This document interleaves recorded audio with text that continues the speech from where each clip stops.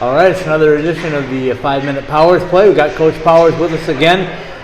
Big weekend that you guys just came off of. A bigger weekend coming up, maybe?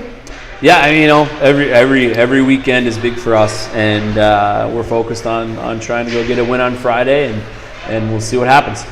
Finals are over with, so we're back to hockey on the ice, and the number one focus for these guys, right? Yeah, it's nice. It's nice having them here this week with no finals, no class. A lot of the students are gone, so the distractions are at a minimum. And these next, 3.5 weeks have always been my favorite as a coach, and because you get to spend a lot of time together, and you get their undivided attention, and so you can really make gains during this time. It is tough because obviously we break for a week, but they get to go back and spend time with their families, and every program's in the same boat. But really, when you have a nice long winter break, you can make some serious gains, and we plan on doing that. So tell me a little bit about what you took out of last weekend. I know some of the line combinations really clicked for you. I know the team as a whole was about as good as you've been all year, it looked like, in the second game anyway. Second game, we were really good. I mean, Dax had some big saves, but I thought we created offensively about as well as we have all year. We had some really good chances, and their guy made some big saves too. But I mean, everybody wants to talk about the lineup changes and sitting Holsey and Louis and Strider and Goosh. And at the end of the day, it was just their turn. We had some guys that were really practicing well over the course of the last few weeks. They were fresh. We have a balanced team. We don't have any superstars. We have a balanced team, and when guys that are getting a lot of opportunity aren't performing and making some mistakes that they can't make, everybody's going to be held accountable. And I think that we've proven that. We've sat some of our top guys this year, and sometimes that's what it takes. It's you got to have a next man up mentality, and that's what we had Saturday night. But even more importantly than that, what I saw and was most happy about was those guys that did sit and their attitudes. They were incredibly supportive of their teammates. They were literally the happiest guys in the room after we won that game. Louis and Holsey were smiling just like they scored a game winner. They were, and that's why they're captains. That's why they're the builders of this program. That's why they're the leaders, and because they genuinely care about that pitchfork more than they do themselves. And that resonates. That resonates with their teammates. Everybody here saw that. Everybody felt that. And without their support and without their genuine happiness after that game, it wouldn't have felt right. But it was a special moment, I think, where our culture is continuing to evolve. But that's a huge step in the right direction for our culture when you have key guys with letters that sat out that were that supportive. A couple things I noticed from that was the two guys that you gave letters to temporarily for the game, Tyler Bush and Brinson Pashnik. I think they both had arguably their best games of the season. Could argue that, yeah. I mean, that's what I was hoping it would do, is just kind of fire them up and give them a little bit of extra, oomph, or whatever we want to call it. And it did. They were both really good.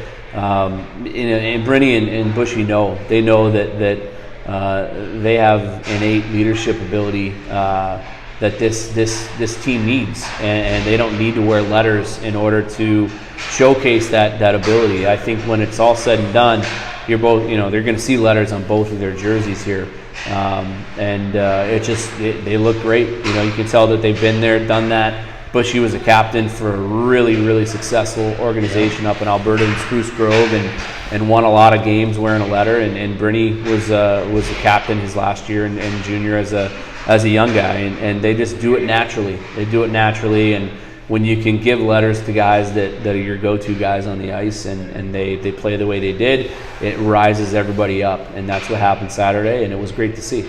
So now you're off to Colorado College. You got another NCHC team. We know how good they are, but tell me a little bit about what you expect out of Colorado College particularly. Really good team. They're having a great year. Coach Haviland's turned that thing around after 3 years of really struggling and going through a massive rebuild, and now they're beating really everybody they play.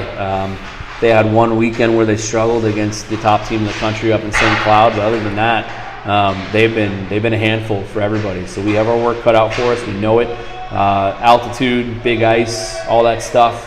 But our guys are ready. They're excited and ready to go up and hopefully end break on a high note, go into break on a high note, and it'll be fun. So for those that don't know, what's going to happen to your team after that Colorado College Series? Guys are going everywhere. I know somebody's traveling about 5,000 miles to go back to Latvia, but yeah. So guys are going to scatter all over, and most of them are going to go straight home from Denver.